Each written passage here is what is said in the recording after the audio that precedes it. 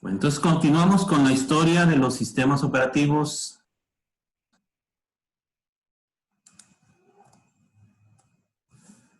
Nos quedamos en la tercera generación, tercera generación, no recuerdo.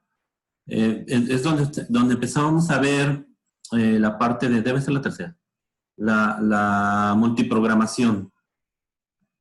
Dice, a ver, vamos a regresarnos porque dice, para encontrar el hilo.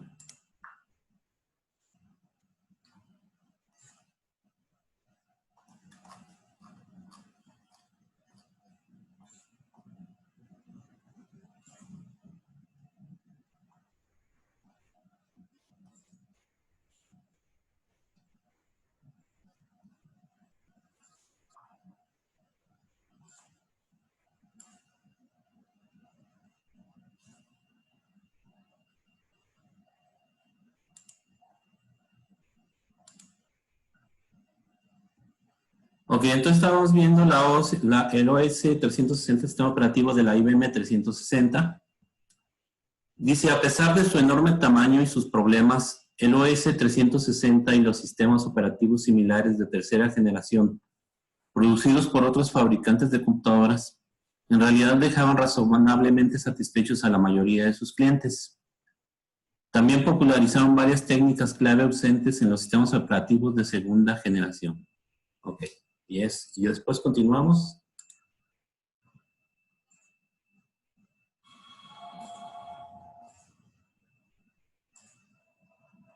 Pues hablábamos de las técnicas que no había en las computadoras de segunda generación. Dice, quizá la más importante de estas fue la multiprogramación. En la 7094, si recuerdan, teníamos el procesamiento por lotes, en el que se utilizaba una 1401 para leer las tarjetas, guardarlas en una cinta magnética, y de entonces se pasaba a lo que era a la 7094, donde se hacía el procesamiento de los programas.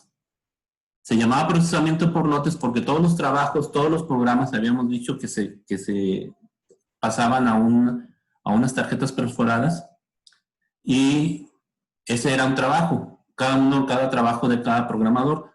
Entonces lo que se hacía era que se metían todos los trabajos en la cinta magnética entrada en la 1401.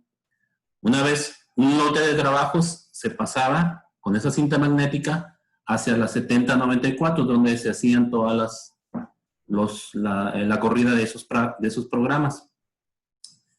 Una vez que está corrida el programa, se pasa sus resultados a otra cinta magnética. Después esa cinta magnética se volvía a colocar en otra 1401 para imprimirse. Dice, entonces, después de que terminó utilizar la 7094 y que se fue a hacer más comercial, se utilizó la IBM 360 para hacer una forma más comercial, y se tuvo que hacer un sistema operativo que funcionara en la IBM 360, pero se utilizaba la IBM 360 para trabajos pequeños hasta para trabajos grandes. Era la misma máquina, solamente se aumentaba su capacidad, se aumentaba su memoria, se aumentaba su capacidad de disco, etc. Ok, una vez que ya se creaba una tercera generación que ya utilizaba circuitos integrados, se empezaron a necesitar otras técnicas para trabajo. ¿Sí? La primera, dice aquí, es la multiprogramación. En la 7094, cuando el trabajo actual se detenía para esperar a que se completara una operación con cinta u otro dispositivo de entrada-salida, la CPU simplemente permanecía inactiva hasta terminar la operación de entrada-salida. Recuerden, nosotros teníamos que pasar el programa hacia la memoria de la 7094. Se hacía la lectura de una cinta magnética. Entonces, en el tiempo que se utilizaba para poder leer el programa y pasarlo a la 7094, era como quien dice tiempo desperdiciado del CPU. El CPU realizaba el trabajo en una velocidad muy alta, demasiado alta comparado con el proceso de lectura y escritura en las cintas magnéticas. Podemos hablar de segundos tal vez en la lectura, pero la programación, el programa, el trabajo, un trabajo se terminaba en el término de milisegundos y no es que en menos, ¿sí?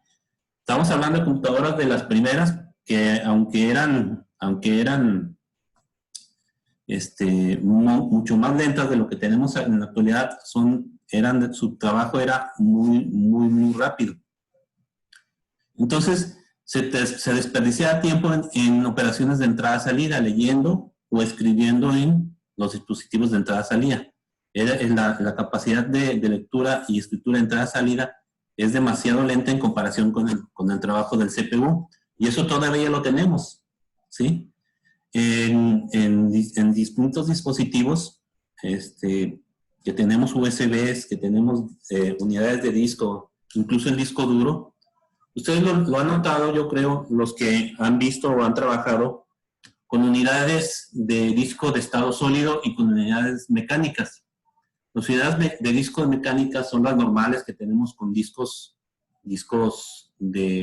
duros, básicamente mecánicos, discos redondos. No sé si ya lo vieron cuando vieron mantenimiento de computadoras. Su trabajo es mecánico y aunque son capacidades de lectura y escritura muy altas que en comparación con las que tenemos, de las que estamos hablando en la tercera generación, la capacidad de lectura y escritura de un disco de estado sólido que es ya en base a memoria es bastante alta en comparación de un disco de estado sólido. Los que han trabajado, los que tengan disco de estado sólido o los que han trabajado con un disco de estado sólido, pueden notar la diferencia en la lectura y escritura, ¿sí? Entonces, hay una diferencia siempre en el trabajo de la CPU y con todos sus dispositivos de entrada-salida, ¿sí? ¿Qué ocurre? Dice, con los cálculos científicos que requieren un uso intensivo de la CPU, la entrada-salida no es frecuente, por lo que este tiempo desperdiciado no es considerable. Con el procesamiento de datos comerciales, el tiempo de espera de las operaciones de entrada-salida puede ser a menudo de 80 a 90% del tiempo total, por lo que debía hacerse algo para evitar que la costosa CPU esté inactiva por mucho tiempo. Entonces, imagínense en lectura de datos, lectura de votos, por ejemplo, cuando vimos, decía allí la forma de leer datos, de cálculo de nóminas, cálculo de facturas, cálculo de votos que se utilizó para varias elecciones en Estados Unidos. Se necesitaba entonces hacer la lectura de todos esos votos, de todo eso se guardaba, pero se perdía demasiado tiempo en hacer la entrada-salida de datos hacia la CPU, ¿sí? Dice, a menudo el tiempo que se desperdiciaba era el 80 o el 90% del tiempo total que se utilizaba para un trabajo. Otra característica importante de los sistemas operativos de tercera generación fue la capacidad de leer trabajos en tarjetas y colocarlos en el disco tan pronto como se llevaban al cuarto de computadoras. Entonces, en esta parte, ya en la segunda generación, recuerdan, utilizamos una 1401 para leer las tarjetas perforadas, se colocaba en una tarjeta, en una cinta magnética, la cinta magnética se colocaba en la 7094, se leía y se procesaba, sus resultados se mandaban a la cinta magnética y se enviaban a otra 1401. Bueno, en los de tercera generación se quitó esa parte, se hizo la lectura directa de los trabajos en tarjetas, porque seguía haciéndose la programación en tarjetas perforadas, y se colocaban en el disco directamente a la lectura de la computadora. Aquí ya estamos hablando, recuerden, de IBM 360. Entonces, de todos modos, esa lectura de las tarjetas era pérdida de tiempo, ¿sí? Dice, así cada vez que terminaba un trabajo en ejecución, el sistema operativo podía cargar un nuevo trabajo del disco en la partición que entonces estaba vacía y lo ejecutaba. A esta técnica se le conoce como spooling, de simultáneos peripheral operation online, operación periférica simultánea en línea. Y también se utilizó para las máquinas de salida. Con el spooling, las máquinas 1401 no eran ya necesarias y desapareció la mayor parte del trabajo de transportar las cintas, ¿sí? Entonces, ¿qué se hizo? Se leían los trabajos, las tarjetas, y se colocaba en una especie vamos a llamarlo así, una especie de memoria caché. Una memoria en la que se hacía una cola para ejecutar esos trabajos. Se colocaban directamente en el disco duro de la computadora. Entonces, se iban metiendo en esa cola los trabajos y conforme se iban atendiendo, se iban mandando su información hacia las otras máquinas, ¿sí? Entonces, se tenía una cola de entrada, una cola de trabajos de entrada y una cola de trabajos de salida. En esa parte, si se fijan, ya no hubo necesidad de utilizar las 1401 para meterlas primero a una cinta magnética. Se mandaban directamente a la máquina, se metían en el spooling, se enviaban al spooling de salida y después ya se imprimían. Y se fijan, actualmente se sigue utilizando la palabra spool para lo que es la cola de impresión. Se manda, o cualquier tipo de cola, se manda la información a la spool, a la cola de impresión o cualquier otro tipo de información. Aunque los sistemas operativos de tercera generación eran apropiados para los cálculos científicos y extensos, las ejecuciones de procesamiento de datos comerciales masivos seguían siendo en esencia sistemas de procesamiento por lotes. ¿Por qué? Porque se quitaron tiempo en algunas partes de la lectura y en unas partes de la escritura, pero seguían haciéndose uno tras otro, tras otro, tras otro, ¿sí? Con el consecutivo desperdicio de tiempo.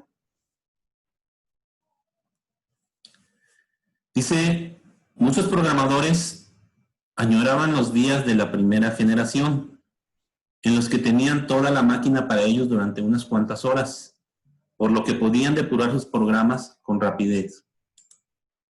Con los sistemas de tercera generación, el tiempo que transcurría entre enviar un trabajo y recibir de vuelta la salida era comúnmente de varias horas, por lo que una sola coma mal colocada podía ocasionar que fallara la compilación y el programador desperdiciara la mitad del día. Entonces, si recuerdan, seguimos siendo tercera generación, pero con procesamiento de trabajo por lotes. Dejaban su trabajo, se procesaba, se trabajaba con él y después venía por su resultado. ¿Qué se hizo? Se creó la técnica de la multiprogramación. Vamos a ver más adelante. Este deseo de obtener un tiempo compartido, un tiempo rápido de respuesta, allanó el camino para el tiempo compartido, time sharing, una variante de la multiprogramación donde cada usuario tenía una terminal en línea. Entonces, ¿qué es la parte de la multiprogramación? La multiprogramación quiere decir que el CPU iba a estar realizando el trabajo, un trabajo de los que se envía dentro del spool, y una vez que se está trabajando, va a darle un tiempo de CPU a ese trabajo. Y luego, después que termina, se le va a dar otro tiempo de CPU a otro trabajo. Y luego se le va a dar otro tiempo de CPU a otro trabajo, ¿sí? Ya no se va a terminar primero un trabajo y luego otro y luego otro. Se van a tener en el spool cada una de los trabajos y se va a ir atendiendo poco a poco cada uno de esos trabajos. El CPU va a estar realizando instrucciones de un trabajo durante, supongamos, 100 instrucciones. Después se va a ir a realizar otras 100 instrucciones de otro trabajo y después se va a ir a realizar otras 100 instrucciones. Pero eso lo vamos a ver con muchísimo más detalle más adelante. Ahorita estamos viendo cuándo aparecieron esas técnicas. Entonces, la multiprogramación apareció en la tercera generación y después, en la misma tercera generación, apareció el tiempo compartido. En el tiempo compartido, cada programador se le daba un tiempo, pero en una terminal, lo que se llaman terminales tontas. Las terminales tontas no tienen capacidad de procesamiento. Esas terminales se conectan a la computadora principal y mediante un sistema operativo de tiempo compartido se iban indicando o se iban dando tiempo a cada terminal. Vamos a verlo. Dice, en un sistema de tiempo compartido, si 20 usuarios están conectados y 17 de ellos están pensando en dar un paseo o tomar un café, la CPU se puede asignar por turno a los 3 trabajos que desean ser atendidos. Entonces la CPU está esperando, está dándole tiempo a cada uno de esos usuarios. Como son lectura y escritura, en lo que están escribiendo unos usuarios, en lo que están escribiendo en la terminal tonta, toda esa información se pasa al spooling de trabajo, y el CPU va tomando solamente los trabajos que se están escribiendo antes de compilarlos. Entonces, dice allí, si tenemos 20 usuarios y 17 no están haciendo nada, la CPU se encarga de darle turno, dice, a los 3 trabajos que desean ser atendidos. No sé si queda clara la idea. ¿Alguna duda, alguna pregunta?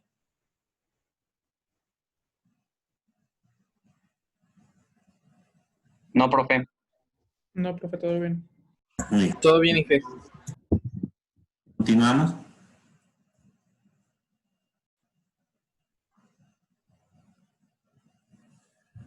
Como las personas que depuran programas generalmente envían comandos cortos, por ejemplo, compilar un procedimiento de 5 hojas en vez de largos, por ejemplo, ordenar un archivo con 1 millón de registros, la computadora puede proporcionar un servicio rápido e interactivo a varios usuarios y tal vez también ocuparse en trabajos grandes por lotes en segundo plano, cuando la CPU estaría inactiva de otra manera. Entonces, ¿qué se hace con esto? Pues se aprovecha más la CPU dándole servicio a los diferentes trabajos que están enviándose en las terminales tontas. Recuerden, son terminales que solamente tenían teclado, tenían la capacidad de lectura y escritura del teclado y una pantalla, pero no se realizaba el procesamiento directamente en esa terminal. Se colocaba, se conectaba a una computadora que tenía la capacidad de obtener, de recibir todos esos trabajos, y es la que se realizaba todo el proceso, ¿sí? En la actualidad, pues todas las computadoras, las personales, tienen muchísima más capacidad de aquellas computadoras. Y se puede hacer el trabajo directamente en la computadora personal, ¿sí? Incluso las tablets tienen más capacidad de lo que se tenía entonces.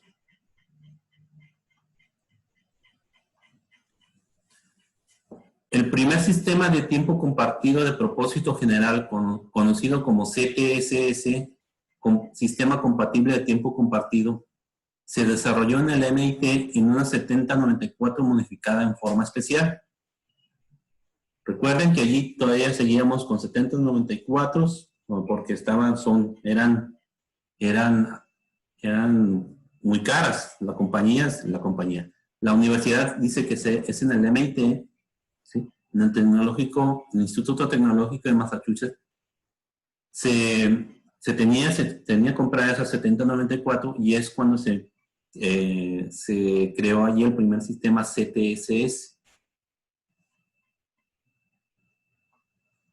Después del éxito del sistema CTSS, el MIT, Bell y General Electric, que en ese entonces era un importante fabricante de computadoras, decidieron emprender el desarrollo de una utilería para computadoras, una máquina capaz de servir a varios cientos de usuarios simultáneos de tiempo compartido.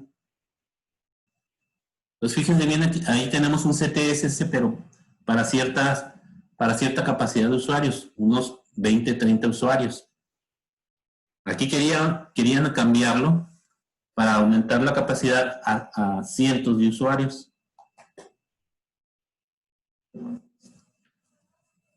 Los diseñadores del sistema conocido como Multics, Multiplexed Information and Computing Service, servicio de información y cómputo multiplexado, imaginaron una enorme máquina que proporcionaba poder de cómputo a todos los usuarios en el área de Boston.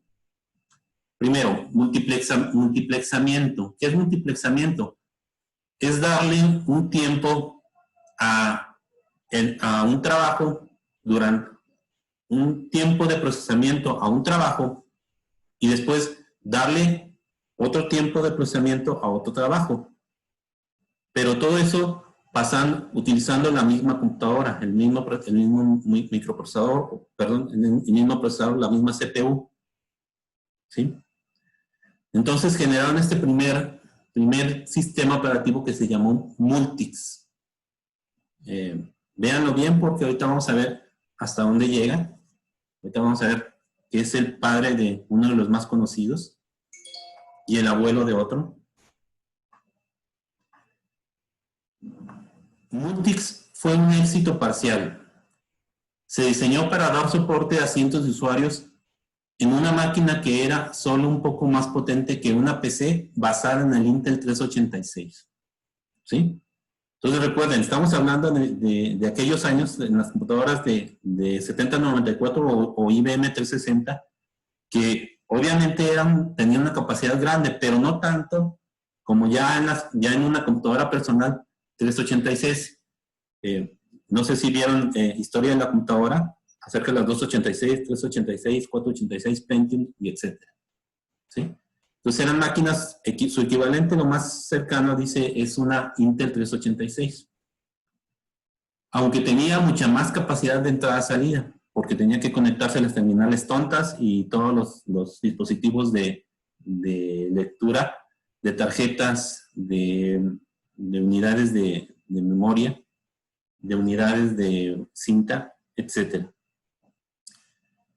Esto no es tan disparatado como parece, ya que las personas sabían cómo escribir programas pequeños y eficientes en esos días, una habilidad que se ha perdido con el tiempo. Aparte era lenguaje ensamblador. Para resumir esta larga historia, Multics introdujo muchas ideas seminales en la literatura de las computadoras, pero convertirlas en un producto serio y con éxito comercial importante era algo mucho más difícil de lo que cualquiera hubiera esperado. Entonces, resumiendo, MIT, Bell y General Electric quisieron pasar del CTSS, de las máquinas que había en el MIT, y trataron de generar un sistema operativo llamado Multics. ¿Sí? Multiplexado o múltiples. Ok. Hubo muchas razones por las que Multics no acaparó la atención mundial. Una de ellas fue que el que estaba escrito en PL1 y el compilador de PL1 se demoró por años.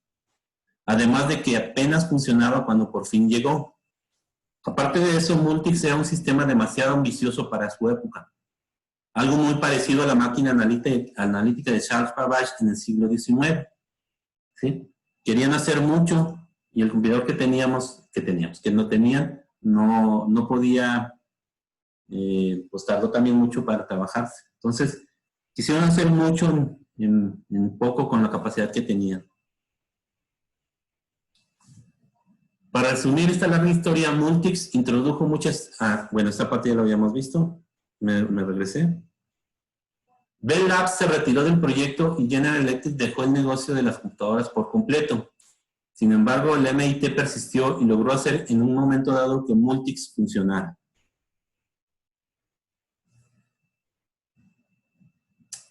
A pesar de la carencia de éxito comercial, Multics tuvo una enorme influencia en los sistemas operativos subsecuentes. Bueno, fíjense bien que Multics funcionó, pero porque se seguía trabajando como si fuera una investigación en el MIT. Se describen varios artículos y en un libro. Tenemos Corbato y Colaborador 72, 65, 68, varios. También tuvo y tiene un sitio web activo ubicado en multicians.org con mucha información acerca del sistema, sus diseñadores y sus usuarios.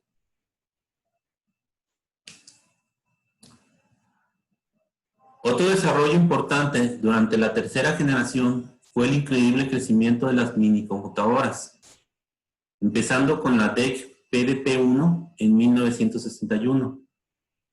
La PDP-1 tenía solo 4K de palabras de 18 bits, pero a $120,000, estamos hablando de dólares por máquina, menos del 5% del precio de una 7094 se vendió como pan caliente. Pero recuerden que lo compraron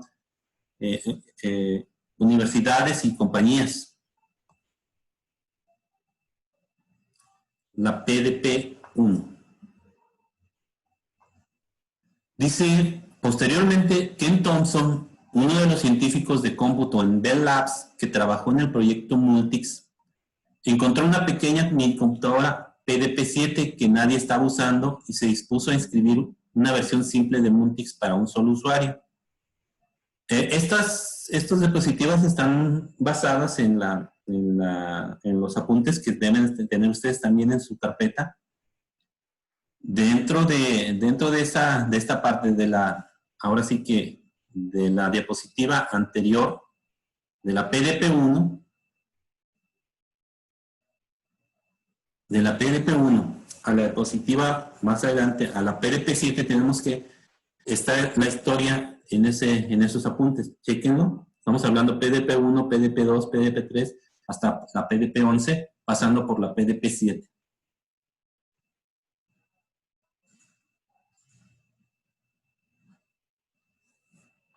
Para cierta clase de trabajo no numérico era casi tan rápida como la 7094 y dio origen a una nueva industria.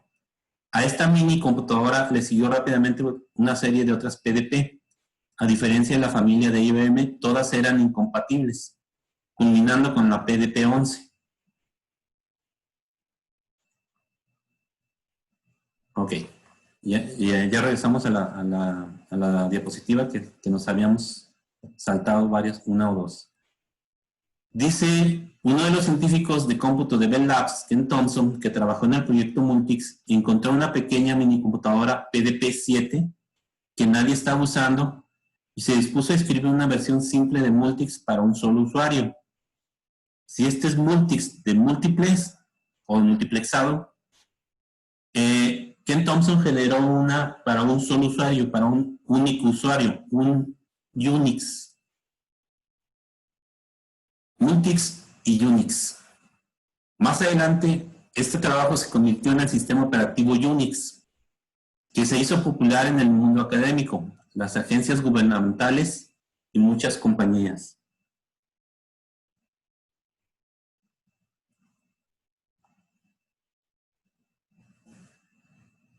A ver. ¿Qué características tiene el Unix? Pues se da el código fuente. Ken Thompson dio el código fuente y como el código fuente estaba disponible, se permitió o se crearon dos versiones principales. Dice allí la BSD, la Berkeley Software Distribution en la Universidad de Berkeley, y el System 5 de AT&T. Pero ambas versiones eran incompatibles.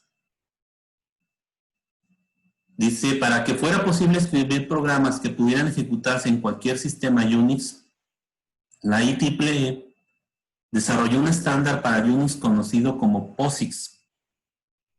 con el que la mayoría de las versiones de Unix actuales cumplen.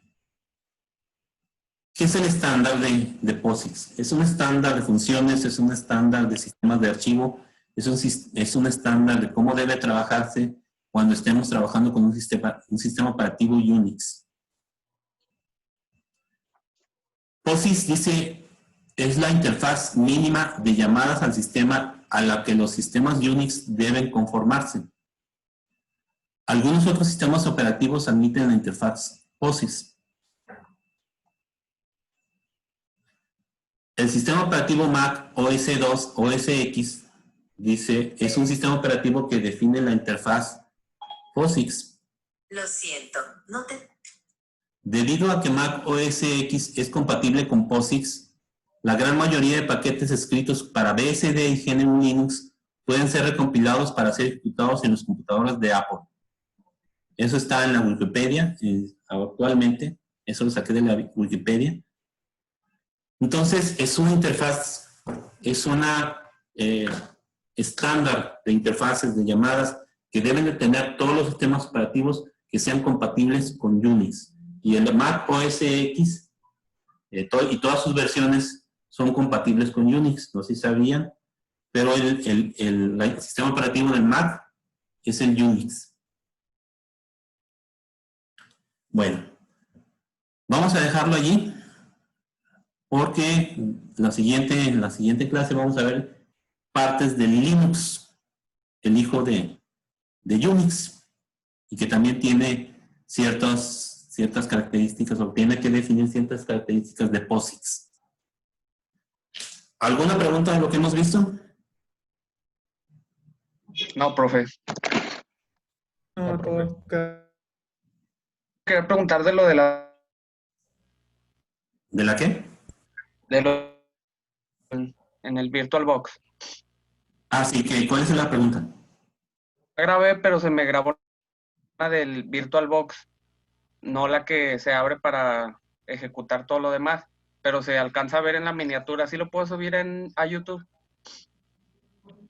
Súbelo ya, yo una vez que lo revises te puedo decir que si tienes que hacer algún cambio o algo para hacer la revisión, ¿sí? Ahí explicas exactamente cuál es el problema y ya te mandaría un de qué cambio harías o qué es lo que tendrías que hacer. Ah, ok. Está bien. ¿Sí? ¿Alguien más? Yo, profe. Sí, dime. Mañana hasta qué horas tenemos para que esté subido el link. El link lo voy a subir yo creo que hoy en la tarde o mañana en la mañana. Y pues va a estar abierto todo desde el viernes hasta yo creo que el sábado en la noche, hasta las 12 de la noche. Gracias. ¿Algo más? ¿Alguna pregunta?